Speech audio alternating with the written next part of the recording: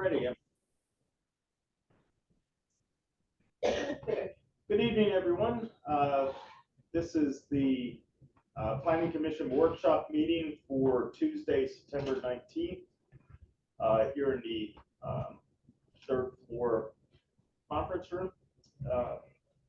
Here in the conference room is Peter Rye, Danny DeCloya, myself, I'm Wayne Beeler, the chairman, and on Zoom we have Nelson DeLeon and James Harris and Wilson Feason. So we will start off today by with an introduction by Jerome on the role of the Planning Commission's role with reviewing subdivision and land development plans. As part of the subdivision and land development review process, the City of Reading is delegated with the responsibility of reviewing subdivision, land development plans, annexation plans, in accordance with the provisions that are established by the City of Reading Code, which are mostly the zoning ordinance and the subdivision and land development ordinance. And then we also rely upon outside agencies for review. But we also have some internal agencies that we also delegate some review responsibilities. For example, Public Works does some street review as well as stormwater review and also sanitary sewage review. They also do landscaping and trees and other aspects. And then there are also other agencies outside the City of Reading's threshold, which would involve agencies like BARDA or the Pennsylvania Department of Environmental Protection or DEP or PennDOT or agencies such as that aren't necessarily under our umbrella.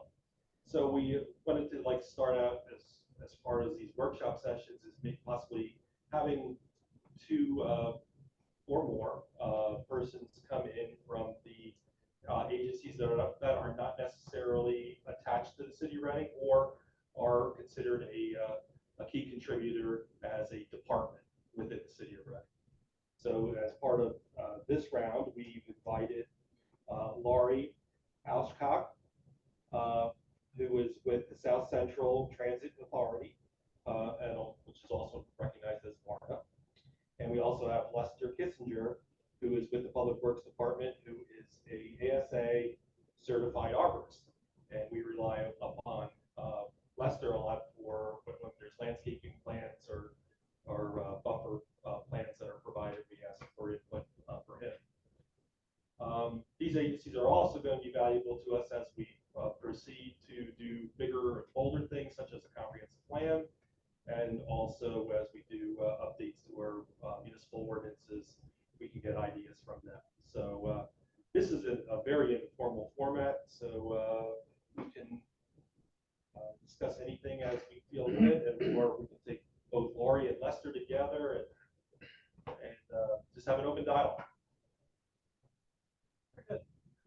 Well, welcome, Laurie, and if you could give us a little bit of background about what you do at BARDA, and we'll go from there.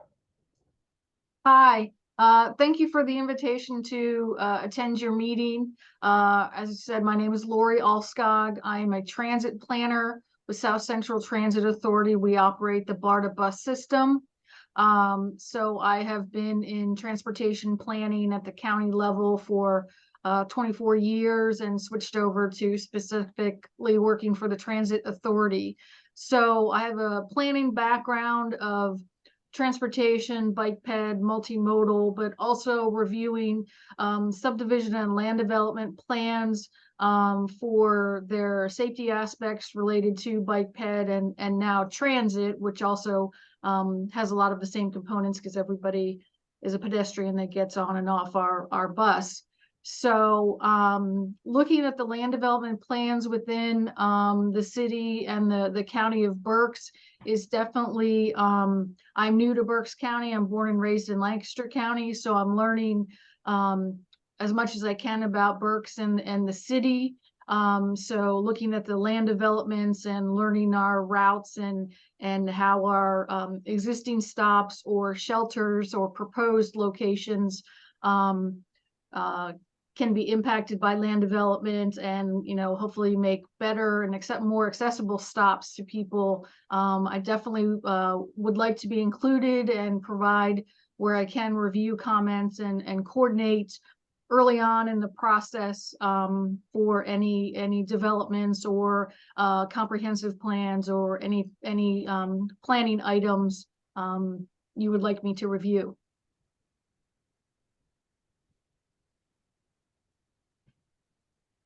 Make a note here. The and are there specific things that Bart is looking for from the planning commission? We always have a good working relationship with them, either directly or through Public Works. But I was just wondering if anything was directed to you by any of your colleagues that they might be looking for something from us that might not have been provided.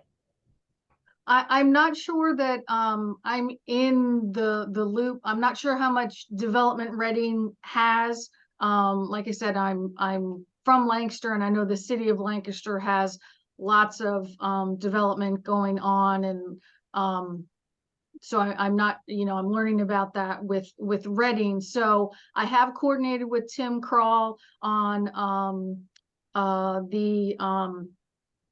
what is it, the magnet school at the high school at the old Vanity Fair site, and coordinating a new bus stop location, and also the bus stop during construction.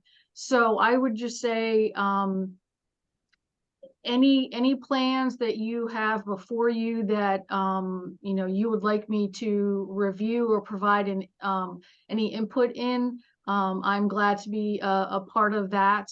I think it's kind of been I don't know if it was hit or miss before, but I know Jeff Glisson was my director, and he's a planner also, so he may have received some of the plans in the past and possibly made comments on that. I know he's worked with Tim as well. So I don't know if there's a mailing list that you have showing the plans, and I could be proactive and look and say, yes, these are on our routes or proposed route, or looking at a bus stop location that, we would like to make improvements if there's a land development there, if we could get a pad for the bus stop, or even if a shelter is warranted in a location, coordinating that. Yeah, they have been added to the list of people we reach out to or send, provide notice that the certain plans are in. So we will be starting to do that next month, that process. So you'll be copied on just about everything, and things that are not relevant to you, you can just disregard, or you feel that that's insignificant. It's a small project that doesn't need any input. But we're getting a lot of large projects that maybe be submitted within the next 6 months. So we would appreciate your input as much as possible. Okay. Yeah, that's great. I appreciate being included, like I said, and I'm a planner, so I do like reviewing plans, and I'm not an engineer, but I'm just dangerous enough to know some things or question some things. So I definitely may look at other plans again, just to know how the city is developing and what other development is occurring within the city. I do have one question. This is Emily from the zoning office. Does BARDA have utilized GIS and happen to have any kind of like layer maps that detail the individual like stops and things like that? That might be useful for us as we start amending our ordinances. Yes, we do have the GIS data. We're looking to correct some of that. If you're aware, we're going through our transit development plan update right now, and we've provided information, the GIS of our routes and stops to our consultant, and we've noticed some errors in there. So we need to do some quality control on that. But that, yes, that is definitely something I would be glad to share with the city. Thank you.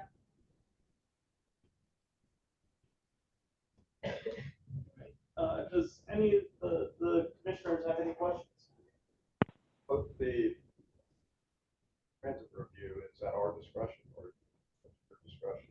We have a project that's going to have a significant impact. For example, we probably should have had some outreach with some of the projects we had in the last couple of years.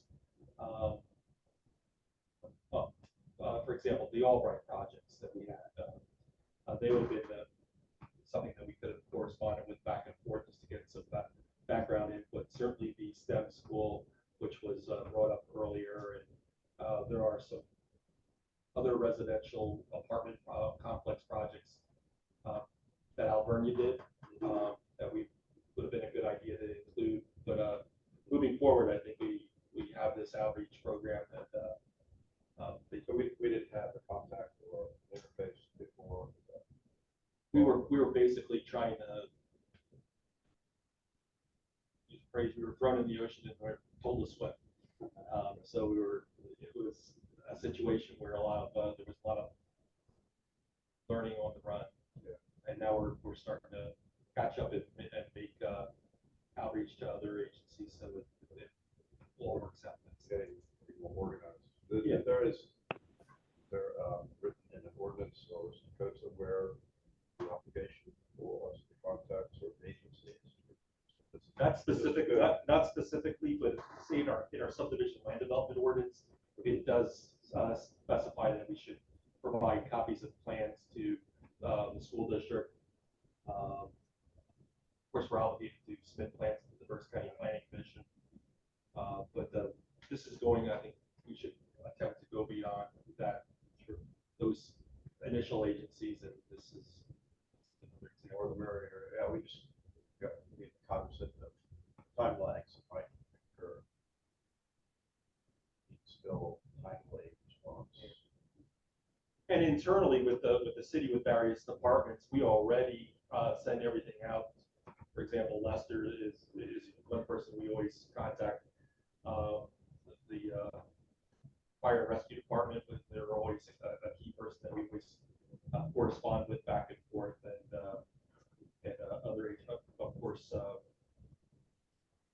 building trades, they're copied as well, and we had a few plans that were reviewed by the police department. But is it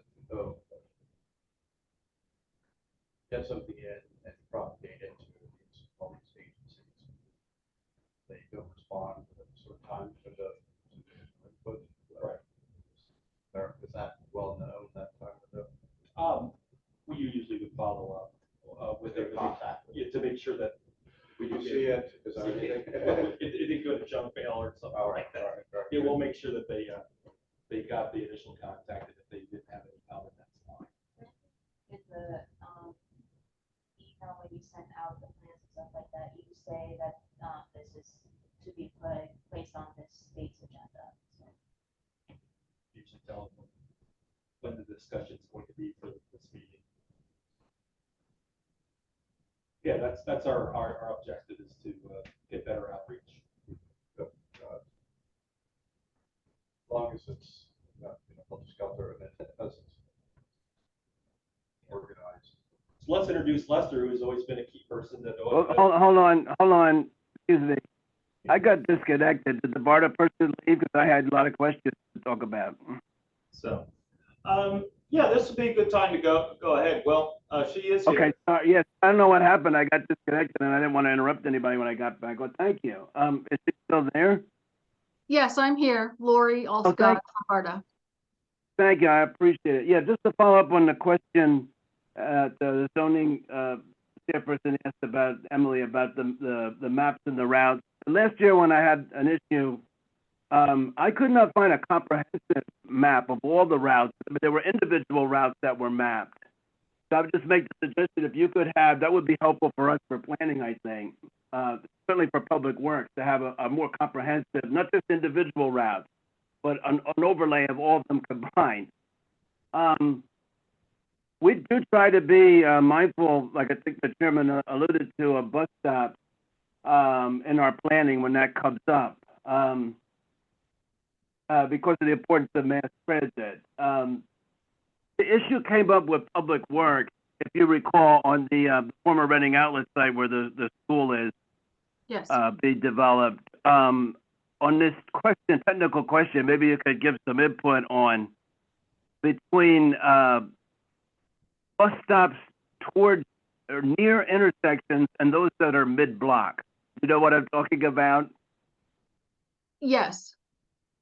If you would Yes. like to weigh in on that and share whatever thoughts or concerns or preferences you have, so we can understand technically how that works, because there's a difference there. Yes, and I would say it's dependent on the site, the land development. At that location that you're talking about, we currently have what's called a far side stop. So we pull through the intersection on the far side, and then the bus pulls off. In talking with Tim Crawl and the developer with that one, there's kind of a bump out there mid-block. And that would be something that, to get in that location, if we didn't have the stop where it is right now, that could add a couple parking spaces on street, and at that bump out location, the bus would be pulling up to the curb in the travel lane, and just stopping briefly. It would not be a long stopping time, but that could also be a location there for the stop that may give the city a few more parking spaces. And again, that's dependent on the site, but that is a possibility. We do, I mean, the city has curbs and everything, but in some other municipal or suburban locations, other municipalities, we prefer to have a standard curb to deploy our ramps on the buses, and also all of our buses kneel as well if people just want the bus lowered. So it's better to have a curb in those locations. And sidewalks and curbs are part of our purview, so that's something to keep in mind too. Thank you to point that out. So yes, so you're still working with the public works on that matter. Yes, we would try to gain parking if we can, but of course, whatever the optimal concerns for safety are would be foremost. I remember the far side versus near side stops, and I had a discussion with Public Works outside of the scope of the meeting, but for the sake of my colleagues, if you want to explain technically, you know, I know what it means, but if you would, it'd be better if you explain it. So that it's something that we should also be mindful of where we're putting these stops. So if you would explain the difference between the two and why the far side is preferred. Well, again, I'm not sure if it's preferred. And again, I'm new to transit. I've only been here about a year and a half, so I'm not sure that it's overall they're always wanting the far stop. But it probably is easier for the bus to go into because they're crossing the intersection, and then they can pull in and usually have a little bit more room than a near side stop, which is on before the bus would stop before going through an intersection, you know, whether that's a traffic signal or a stop sign intersection there. So there's different lengths that are required for the bus to pull in and out safely and make sure there's no cars parked in that zone, because we don't want to do, you know, a hard turn out of the spot. I mean, it is possible the bus can make a little bit of a sharper turn, but for you know, not having a rough ride and everything for our customers, we don't want to make those jarring motions, and to make sure that we're clearly getting into traffic and nobody's, you know, just pulling right up to us and cutting us off. that we have a gradual. Right, and I would think a far side stop would probably be easier to pull in and out of than a mid-block one where you have to parallel park a bus, you know, so. Well, yes, That would yes, make I would not say mid-block unless it has this bump out, like the, Mhm. at intersections, you bump out the curb for the pedestrians to have a shorter distance to walk. If it's mid-block, it would be the same way. It would only be a bump out like that I would say we would have a mid-block one, because yes, that would take up a lot more parking if we had to essentially, like you said, parallel park the bus, which would take a lot of parking spaces away.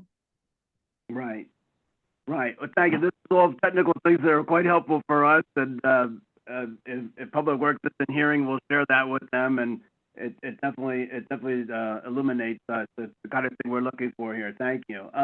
Very quickly, to what degree, because we're involved with a comprehensive plan for the city also, so we're mindful of things beyond just land development, as far as the possible redevelopment or reconfiguration, let's put it that way, of Penn Square. To what degree is BARDA still using the bays? It was BARDA that got the funding to in the mid-1990s to configure Penn Street as it was.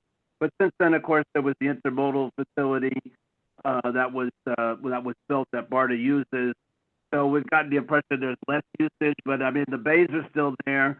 To what degree do you know on top of your head that those are still being used? I see sometimes people in the shelters. Yes, there are a couple of the stops that are used. There's one stop going westbound on 5th Street, no, on Penn Street, sorry, which is heavily used. We are looking at that. Actually, there's a parking working group that we were invited to participate in that. Linda Kelleher invited us with the Reading Parking Authority. So we attended their previous meeting, and we are looking at some revised plans that the Parking Authority did for Penn Street, including 2 stop locations there, and they would be smaller footprints, not the giant shelters there, and the giant bus bays. They would be smaller size to I know, maximizing parking. So that's something that's currently going on. And yes, we are coordinating on that project. And we've been asked to weigh in on our thoughts and concerns about parking, and as we've been having more redevelopment downtown, it's become increasingly a concern. So that helps. I mean, there are all these bays from when Penn Square was used more heavily by BARDA. There are deep ruts in the cartways, water pools in them. In the summertime, it's a mosquito haven. I mean, it's just not a good situation. We're overdue for a reconfiguration, and I was wondering, I'm glad to hear that BARDA is involved with the process, and there's thoughtful planning about that. And just finally here, quickly, I had an issue with something BARDA was doing last year, and I hope your complaints process is tightened up. My complaints kept going into some voicemail that nobody was retrieving. So I had to follow up multiple times. So I hope that the process is a lot easier. You know, I mean, you should want feedback from the public.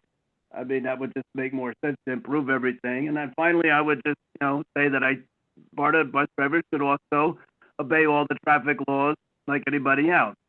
yes. Just just as a reminder. So stopping at a bus stop is not the equivalent of stopping at a stop sign, for example.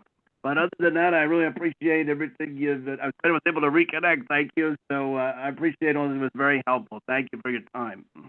You're welcome. And then our other person that we've invited is Lester Kissinger, and I think Lester's still here. Hopefully, we can introduce him. Evening, everybody. I'm still here. Okay, thanks, Lester. Just real quick, if for those in the room, if we can make sure that we are projecting as loud as possible without screaming, just because with the technical issues in this room, to make sure everyone on Zoom can hear. I think me and Wayne are good, but whoever's The same scenario, that one works a little bit. yeah. So just make sure you're projecting. That's all. Welcome, Lester. Good evening, everybody. Thanks for the invite. Like Jerome said, I'm from Public Works. I'm the city arborist. I've been with the city for 12 years in the arborist position for the last 9. I'm also one of the supervisors out at Public Works. My main interaction with Jerome and Tim Kroll and them is any of the landscaping or development plans that come through with a landscaping review or any type of that nature comes to me. I review it to make sure it's in compliance with the shade tree ordinance, along with I can't think of the other ordinance off the top of my head, but make sure that it's in compliance with both of those. And as far as the tree species that are being planted, that we're sticking with stuff that is listed on the native list versus the non-invasives and stuff like that we're trying to get away from, or problematic trees that we currently have throughout the city that as they come down, we look to replace with a different species. My main goal when looking at a plan is to make sure that what they specify is there. I know that in the past here and most just recently, there was a plan that comes in and a lot of the times the quantity numbers don't match what is specified. So I have a habit of counting everything and looking at all of that.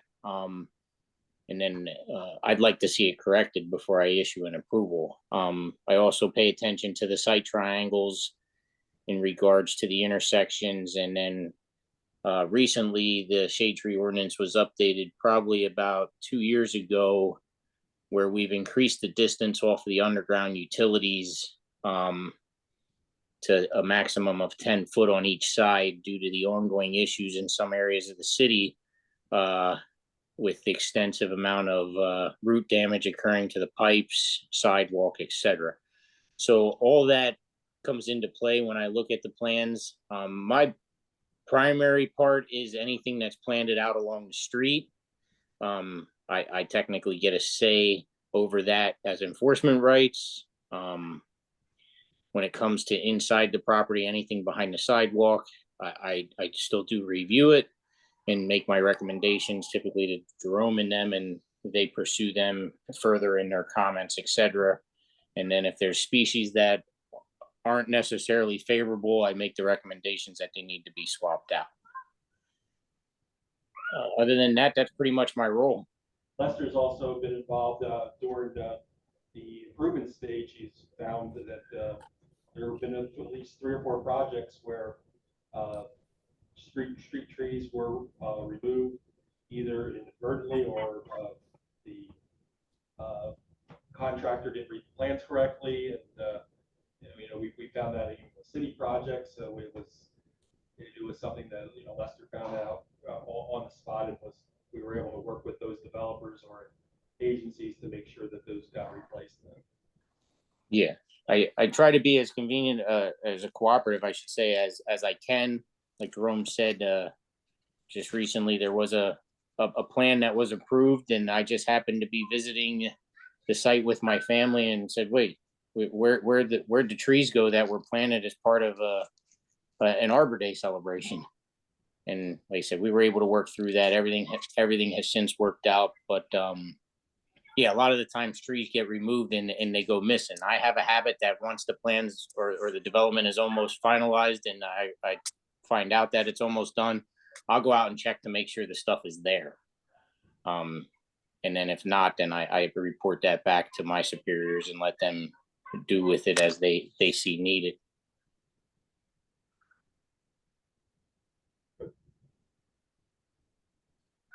All right. Does Nelson or James have questions for either Lori or Lester? No, Mrs. Chairman. Thank you. Yeah, thank you. I think James is still with us. Will, do you have any questions for Lester? Yes, thank you. I really appreciate him coming here with my suggestion. We have these, starting with this, and then our planning consultant made a great idea to expand these to all the entities that we work with, so we could be informed of things. First of all, we appreciate we work very well together. I guess it was 2 years ago now, and a comprehensive reform of our subdivision and land development ordinance.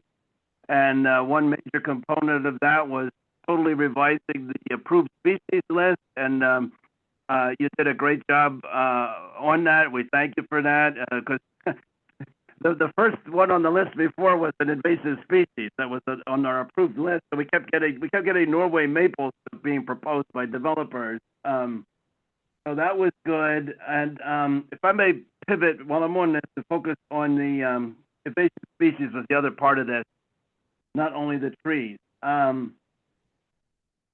Obviously, we had, as part of our planning process, we have to approve the landscaping. But as we're involved with the comprehensive plan, our scope is a bit broader. The greening of the city and the parks, the recreation, and the natural resources, the streetscape, and so forth are all part of that. And I had advocated for a few years while we were working on that for some sort of policy on invasive species. We had none. And I was pleased to learn that since then the city has adopted an invasive species ordinance, which I think you mentioned earlier, and which I think is terrific, because it's not just about us being mindful of not planting, approving the planting of something. The component I said was necessary was something to guide the public, to be informative about species and to have some sort of remediation policy for species that are invasive, because if it's in one property, it'll affect another one. So I thought that was great. I really was glad to see that. But and I know you're the arborist, but it only covers plants. I mean, we don't have, we're dealing with the spotted lanternfly. We don't have animals or other kingdoms covered by that. So that would be something I would advocate for. I don't know if you have an opinion on that. That's beyond your area. But if there's anything you wanted to add about that before I go back to the subject on the trees, about the invasive species, and if you want to explain that or whatever to the public, that would be good. If you have any thoughts, if anything further we need on that. I think we got the one component now with plants, which is great, but whatever, we should have a policy on the rest of it too. I'll give you a chance. So I am also the certified pesticide applicator for the city of Reading.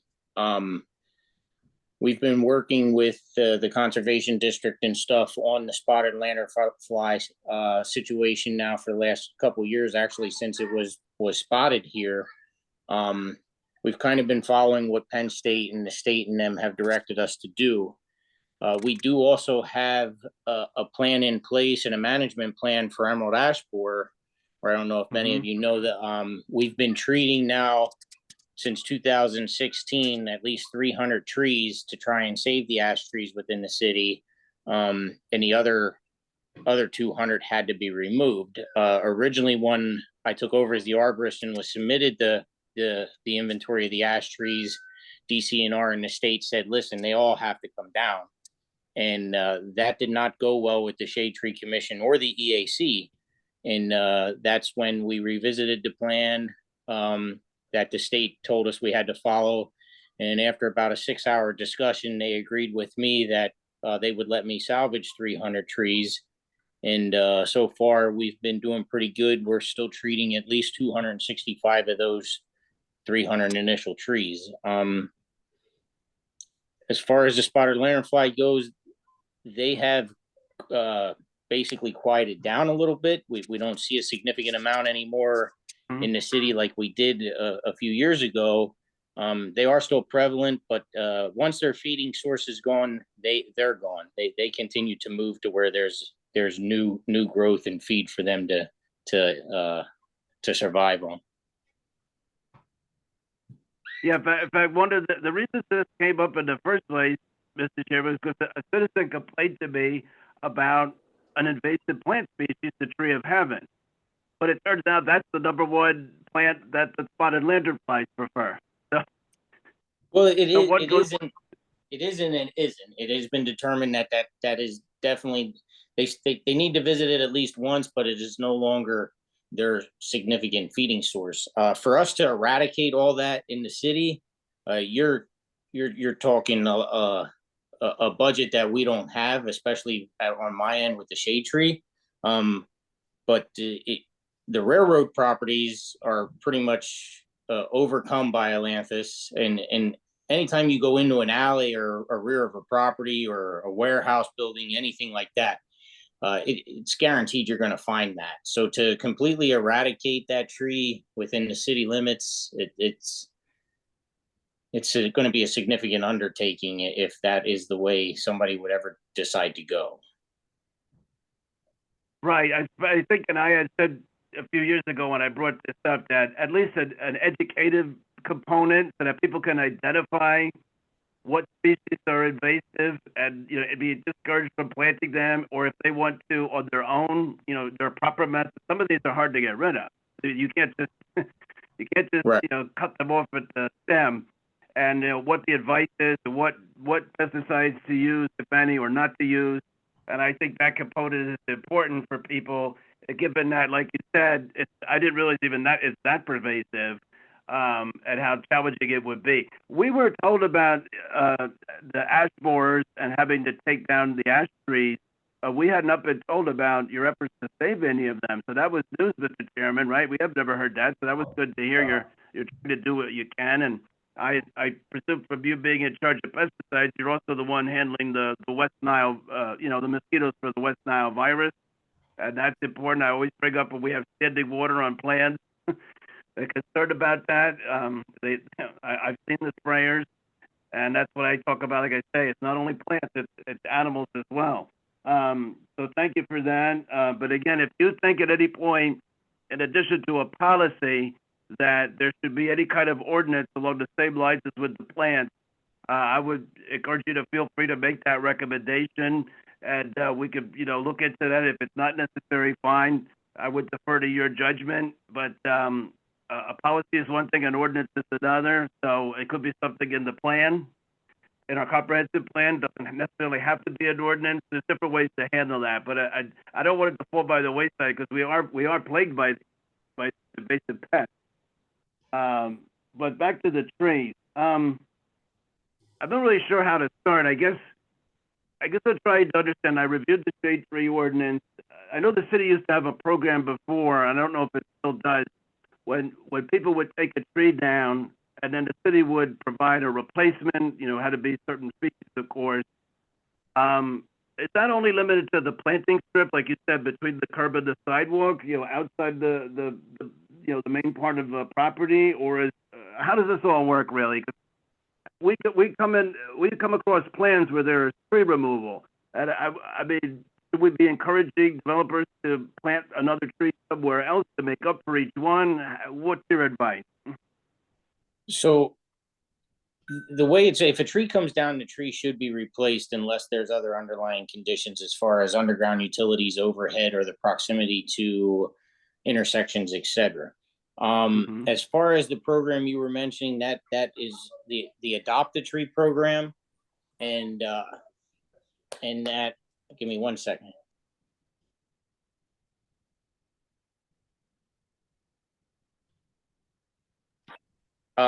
It was the Adopt a Tree program, and that was initiated by John Salifko, the councilman who passed away a few years ago. Since his passing, the program kind of fell to the wayside because John would go out and do all of those plantings and preps himself, along with help from people that he knew in the neighborhood. We still do offer the Adopt a Trees. If people would put in, they have to submit a letter of interest and then an application. The last couple of years, the city in the Shade Tree Commission has not done the Adopt a Tree due to the lack of volunteers and the residents wanting to do all the prep work. I do have some developers that reach out and try and get 10, 20 trees for free just to meet their requirements. That's not what the program is for. The program's more for the residents, to engage the residents to continue to plant trees and want more trees. Their primarily purpose is for along the curb line or within the right of way, but we have made exceptions in the past where we do allow the tree to be planted in the front yard or in the rear yard if it abuts a right of way. I'll give you a prime example, like up in Hampton Heights area. I get a lot of requests at times for a tree to be put in the front yard, not necessarily along the curb line because the current planting strip there isn't sufficient. So we try to work with the residents or anybody to plant a tree. Our main goal is to continue to populate the area with trees in the areas that lack the canopy. Yeah, that was, I live in the Heights area. This is, if we have those planting strips, and you're right, they're not broad. And so it had been the policy in the past, like you said, I didn't know the details. That was good to explain this about, apart from that strip, that people would have the trees replaced. I know somebody in my neighborhood had a tree replaced, and then the new owners took it down. So like, I think a lot of trees have been coming down in this Heights area, but around the city, and all there are stumps, or of course they're ground up, and nothing is replacing them. Now I presume that, I know people have to have a permit to take a tree down, so you should be notified, but I'm not sure everybody does that. And I should hope that, I don't know if it's property maintenance or whatever, if they see a stump, they should report it, or they see people trimming a tree, and if there's a permit, I presume that's the protocol. It was somebody told me that was, but I hope that's the case. And to make sure everybody's following the proper safety and all that. But so there is a program that can be offered, but it sounds like it's not as funded as before. I don't know if there's anything we can do to address that or think about it. But if you have any suggestions, we'd definitely be interested. So as far as enforcement powers go, I am a sworn in an official to enforce the shade tree ordinance. I am in and I do multiple inspections throughout the week. I am in and out of court just like a codes official. I do go after illegal removals without a permit. I also go after illegal pruning. It is specified in the ordinance that topping is prohibited. We do have a lot of people that continue to top trees throughout the city, and I do enforce the ordinance on a regular basis. I give everybody at least 30 days to comply, and if not, then I follow the same procedures that they do in the codes department, where citations are issued and we go in front of a judge and try to get it remediated. As far as the enforcement powers, though, it's pretty much anything directly along the curb line or within the immediate right of way, depending on where you're at in the city. And then I'm called out quite a bit to offer an opinion with the codes department when it comes to rear of the properties or anything that's not directly related to the right of way. Well, thank you. I didn't realize you have to do all that yourself. I didn't know if you rely on the codes or, wow. So that sounds like a lot, a lot to do. Well, we appreciate what you're doing because, like I say, a lot of times, you know, I can't tell if people have permits or not. So I'm hoping You're more than welcome to give me a call. You can give me a call. I'll check into it. Thank you. Yeah, I would hope codes would also inform you if they see something while they're driving around all the time, and that. But okay, well that's something we you'll have to consider whether to revive that program more, because people did take advantage of it and replace the trees. And I don't know if there's really. I mean, that really was what I was wondering about. Really, is whether we should be encouraging developers on that. I mean, we can encourage them to plant, but if there isn't that exact program anymore, I guess we'll refer them to you for advice. But thank you very much. That was very helpful. I appreciate it. Keep up the good work. Well, thank you. Lester,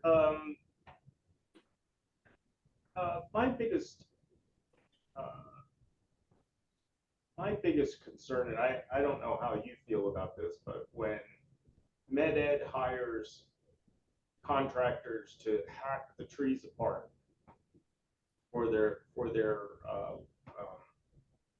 electric lines, is there a specific way that they're supposed to do that they're not following, or Because now we have all these trees throughout the city that are just giant V's. So when it comes to I do work hand in hand with the forester out at First Energy. He's actually a friend of mine. Him and his cohort, who's basically down towards the Boyertown area. The practice that you do see them do is an approved practice for them. It's basically cutting the V into the tree to clear the distance that they need on both sides of the transmission and distribution lines. The type of pruning that you're used to seeing with them coming in and putting in the V and stuff is kind of slowly transitioning out. They're now going to what they refer to as ground to sky. So if there's a tree that is up against the distribution or transmission lines, they're going to clear basically everything on that side of the tree to get the full ground to sky effect. So they don't have to keep coming back every 3 to 5 years to necessarily continue to prune said tree that has been problematic for them.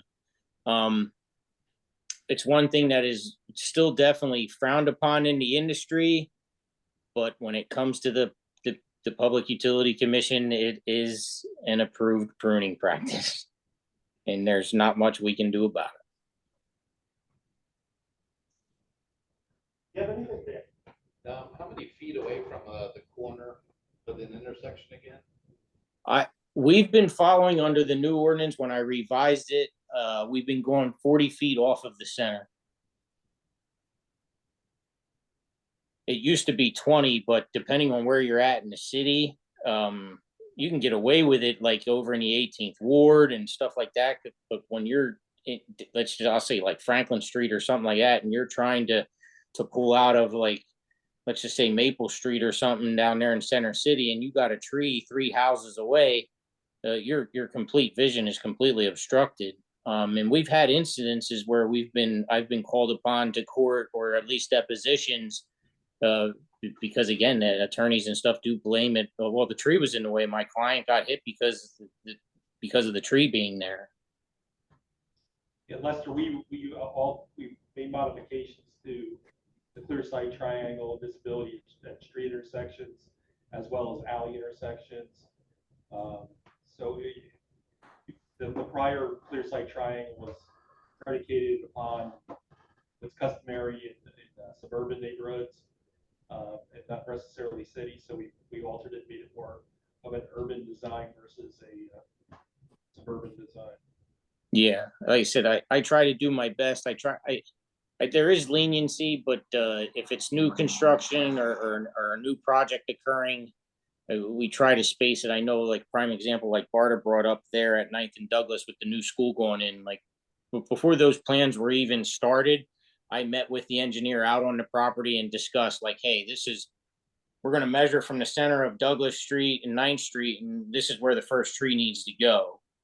And we kind of mapped it out around that stuff in the underground utilities. So that way there, when the plan did come through, there wasn't such of a delay in my approval.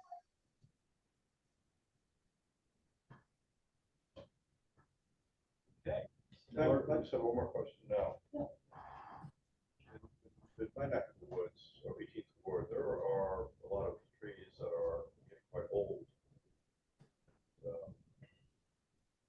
I see many trees around me in my neighborhood that are largely dead, but still might have a sprig here or there still alive.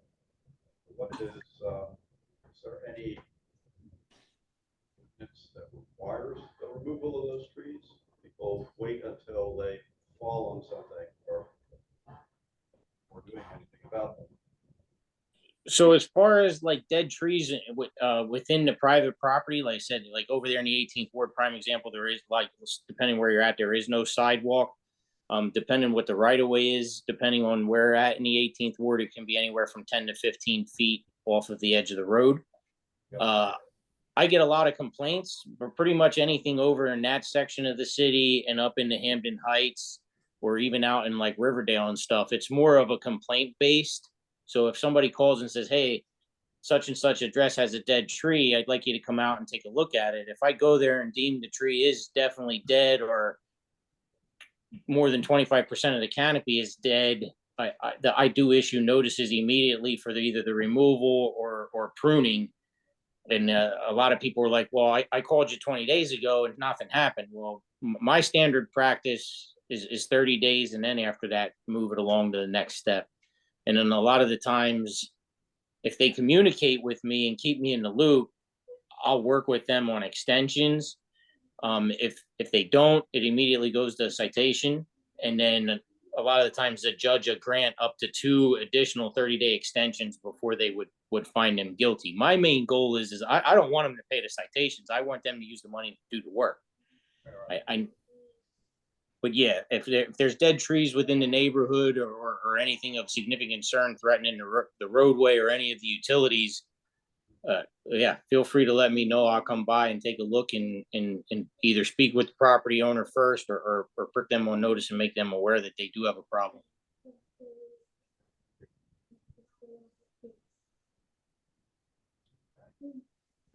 There is a strong misconception though throughout the city that the people do not own the trees. They think the city owns every tree, and that is not the case.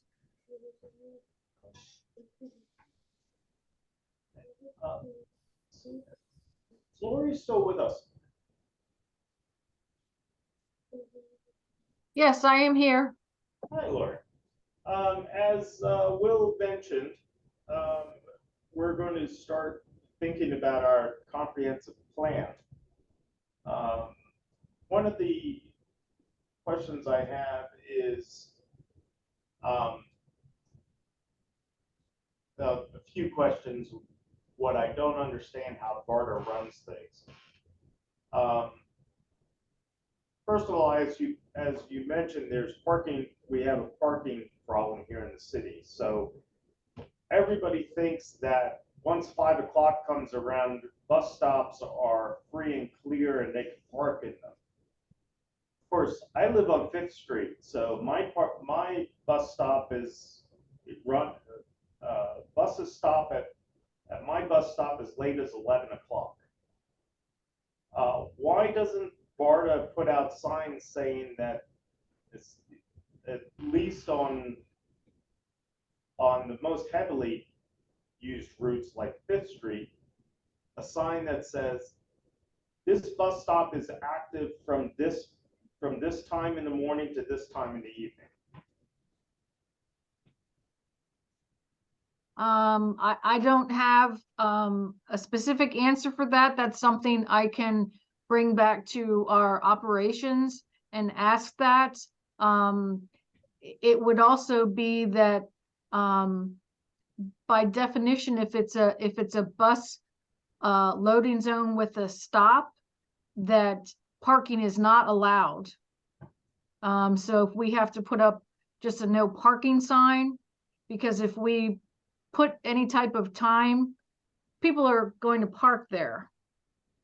So they'll say, oh, I'm after 11, but then they don't move it, by 5 o'clock when the early bus comes. So I think that's the no parking. I think it would be part of the ordinance of establishing the bus stop locations, but I'm not fully sure about that process, which is something that the city has approved the locations of the stops before and the installation of the signs. But I can ask about that if that's something that we can do, the hours of the bus running, or just a general no parking sign, and also work with the parking authority for enforcement of that, of the bus stop zones. Yeah, well, that's the other, that's the flip side to this, is that the parking authority now only enforces the ordinance between 8 a.m. and 6 p.m. Okay. Because if I call before 8 in the morning, they say, no, we can't send somebody out and ticket, even though my bus stop's in use starting at 5 in the morning. And same for in the evening. If I call after 6, They won't send somebody out to ticket that vehicle. Are they the only entity that can enforce parking in the city? That is correct. Well, then I guess that would be something that that would be a policy thing that BARDA would have to discuss with them, because yes, if our buses are not being allowed to pull into the spaces, now maybe at 11 o'clock at night, there's not a lot of traffic. But again, if we would have somebody with a disability that needs the ramp deployed and we can't access the curb, and that person would fall getting off the bus or something, we would be liable because we couldn't get into our parking or our bus stop area. So I will ask about that as well. I didn't realize they only enforced until 6. So that is something I will ask Nathan Matz about. We just had a message from our city's clerk's office that the police department can enforce it, but in my experience, they actually never ticket the cars unless they could get them for two or more violations, like if they're parked more than 12 inches from the curb.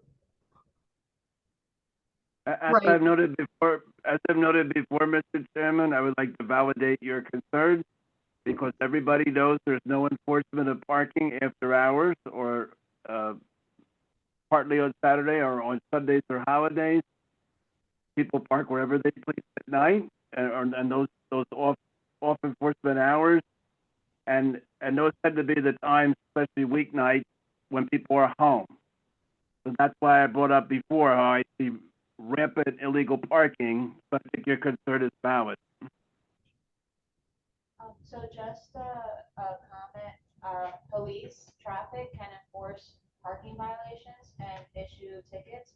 You just have to call a non-emergency number. I mean, it's practically every intersection. Yeah. The other thing, Lori, is why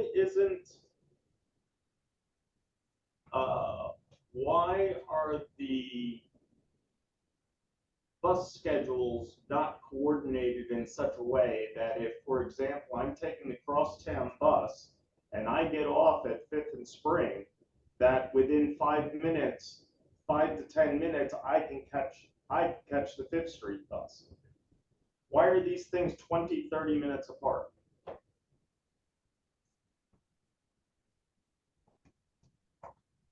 Again, I don't have a definitive answer for you, and I apologize about that. I know that our scheduling is something that we look at and try to make changes that way. We are currently in the middle of our transit development plan update. We have some draft scenarios that are out right now on our website. And we're looking for input on those surveys, but also general comments as well. If you can send that comment to me directly, I can include that there and ask that, because if we are establishing different routes, which if you look at the scenarios there are recommendations of switching, and I don't know them by heart, but maybe instead of going on 10th, the bus is going down 9th, and it makes a change that way. So that would be looking at the route, and then the next step would be looking at the timing, the scheduling, and maybe that would change depending on the route there. So I would encourage you to make that comment, send me that comment. Great. And let's see. Yeah, because the biggest thing is it seems to me very strange that, like, where bus routes cross, everybody has to go downtown, switch buses downtown, and then come almost, back out of town when we could possibly coordinate something where when major routes cross, they can be at times that are close to each other, so that people are not wasting half an hour going all the way downtown and then basically coming all the way back out of town. Yes, one thing with the previous transit development plan, and it's a concept that we're still moving into this plan, is something called mobility hubs. So those could be smaller scale, not the size of the BTC, but a smaller scale hub where those two different transit routes could connect, and you wouldn't have to go down to the BTC. It could also be where a bike share location was. Other cities have EV charging stations, or there's a whole range. It depends on what the community wants, but that is something that if that's a location, that is a concept that we are looking at. We haven't identified down to the specific parcel. It's still in a general area, but that could be something, if those routes, and we have a lot of transfer between those two routes, and it would accommodate more people getting from the two locations, the two routes. Maybe that's an area that we want to put a neighborhood scale mobility hub. Sinking Spring is looking at that. They would like, want to do a new connector south of 422 and make a new town square there. And we've been talking with them about putting, again, probably a neighborhood scale, or maybe it might be a little bigger than this one. 3 bus areas for 3 buses to get in at a mobility hub there in Sinking Spring.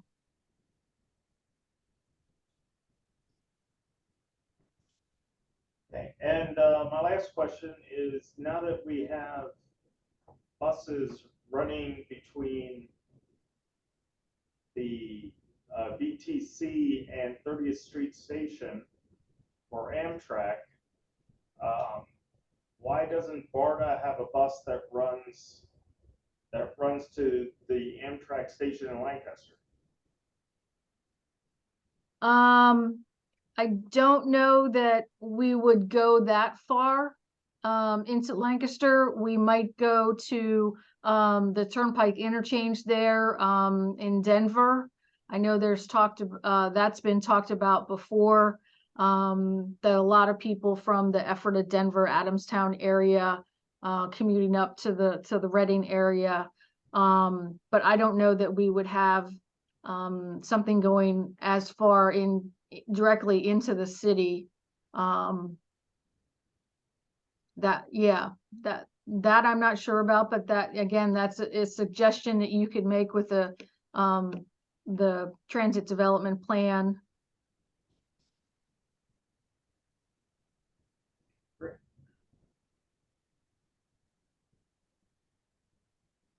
Okay, thank you, Lori. You're welcome. All right, anyone have anything else? I know that Shelley is here, Brandy's here, a few other people are here, besides us commissioners. I just have a quick follow-up question for our city arborist, Mr. Chairman. I was thinking about this earlier. I wasn't going to bring it up, but one of our colleagues asked a good question about dead trees. I know the city council grappled with this concern several years ago. The question is, if our arborist has any advice or recommendation, what about healthy trees that have dead branches that are dangerous? This has been a concern. Again, you're more than welcome to either send me an email or give me a call so I can go out and take a look. If it's anything that is going to affect the immediate cartway that is definitely broken off and in jeopardy of falling, I do have the right to remediate that without putting the property owner on notice. But a lot of the times I still do generate a notice to the property owner and let them, what I deem, like I said, is typically 30 days to at least step up and remediate it themselves before we have to intervene. Even just for, say, one branch, you mean? Yeah, like there's times where I'll go, like a prime example, a couple areas now that I visit frequently is along 4th Street and 5th Street.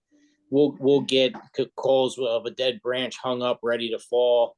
If I can get to it without having to have cars and everything removed, I'll go up and get it in the bucket truck. There's also been incidences where we get called for stop sign obstructions, or there's a dead branch blocking an overhead traffic light or the street light. Yeah, if I can get to it and not have to have cars moved or anything like that, I'll remediate it. If it's going to require having cars moved and we're going to be there a little bit, well, then the property owner goes on notice first before we even intervene to do the work. Well, that's good to know about over the street and the traffic side, but how about just over a sidewalk? You can't remediate that, or do you at least contact the owner? How do you handle that situation? The owner is notified of any concerns on the private property side of the tree. So like our standard pruning for over the cart, like we require, ordinance calls for 14 foot over the roadway and 8 foot over the sidewalk. I tell anybody who's doing a pruning job or anything like that, I try to keep it at the happy medium. Tractor trailer's 12 foot. If they can level the canopy out and keep it at 12 foot, so be it. I like to see 14. We've also gone as high as 16 feet. And then depending on where you're at, I'll use 5th Street's the prime example. We did that a few years back. The Shade Tree Commission took on that pruning project at no cost to any of the residents, and we started out at Rockland Street and worked all the way down through to Canal Street. That was like a $95,000 project where we elevated the canopies and the sidewalk side, depending on if there was any of the ornamental street lights, like on south of Penn on 5th Street.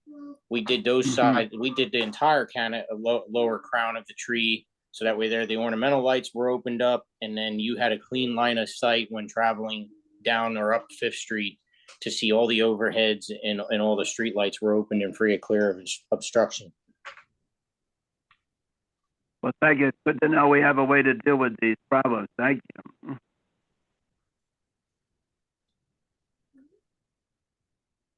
Does anyone have anything else for our guests this evening? Very good. Lester and Lori, you are more than welcome to stay with us till the end of the meeting, but we just have a little bit of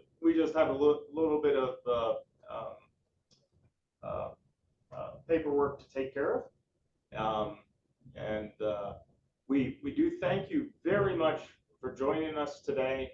And now we have we've all learned a lot, I think, about how BARDA and Public Works goes about certain things, and we also know how. I think we also have a way forward.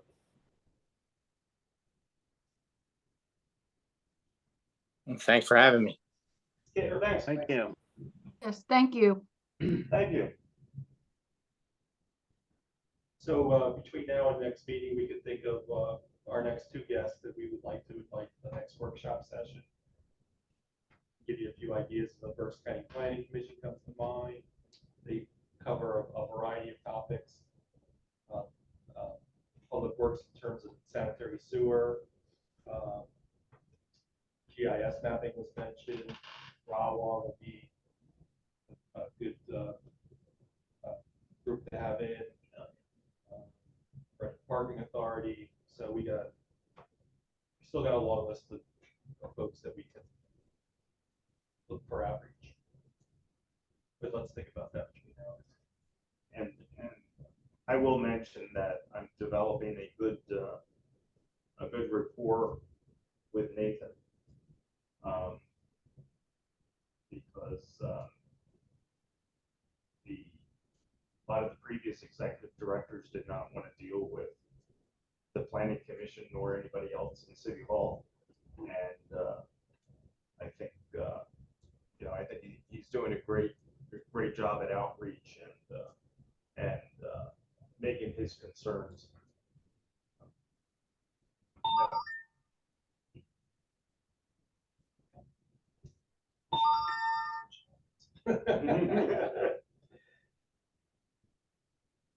All right.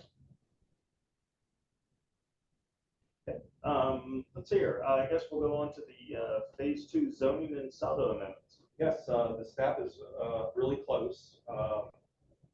We were working with drafts today, and just need a green light to reissue these.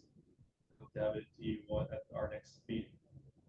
So this is it for the adaptive reuse and parking. It's going Next workshop meeting or next? Oh no, next BC meeting, the regular meeting. I'll send it by email. So it's Yeah.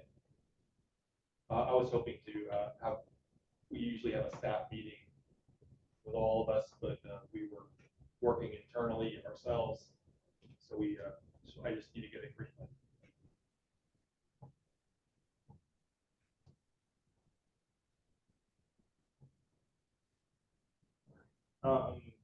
Says I also have a meeting with the Reading Parking Authority on Thursday, which may change a lot of things. So yeah. Jerome, it's Michelle, if I may. The last I saw was Shannon had asked if they wanted our office to draft the notice for phase 1. I never saw a response. Do you have any update on that? I don't have an update to that. Brandy's on the line though. Brandy, As far as an update, beyond those, like the whereas statements that I believe you already added, I think that's all that we needed. So, and you have submitted those, right? You've sent those to us. Shannon had emailed Jamal asking if they wanted our office to prepare the notices for advertisement. Right, and you didn't hear anything back. Okay. Yeah, I'll follow up with her tomorrow. Yeah, I haven't heard anything back from Jamal. So yeah, please follow up with Shannon. Thanks. Thank you.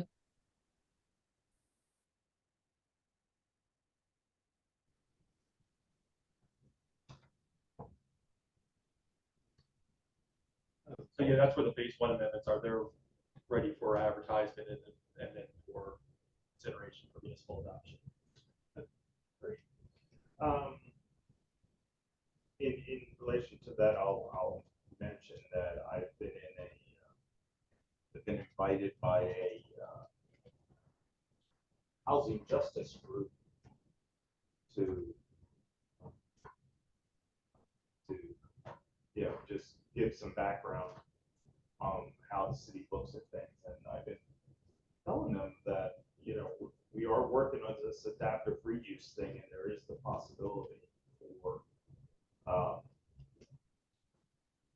more affordable housing or More opportunities. More opportunities. So they're going to begin working with actually Judy Schlenk's office to draw up some things and try to make some money available so that these adaptive reuse projects can even benefit more people. So that's why this was put on hold, was because of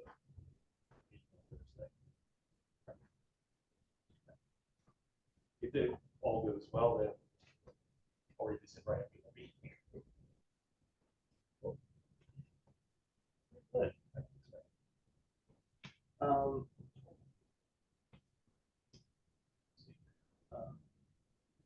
right. Our next meeting will be September 26th, because I believe we do have a few things ready for the agenda. Yeah, you have a draft agenda. There'll be 3 plan reviews. 408 North 9th Street at the annexation plan. That's a plan that was brought back. In Glacier Pentecostal, that's the final plan. 755 Easters is a different at 755 storage facility. It's now going to be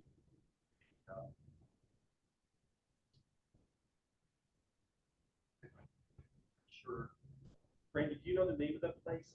Walking Abilities or? Yeah, it's called Abilities in Motion is the name of that's what will be there. Yes. So Yeah, it's, they're on Fifth Street right now, so I don't know if they're opening a new facility or relocating. That's a big building, and they would use some of it for storage and some of it for office space. Yeah, they're on Fifth Street.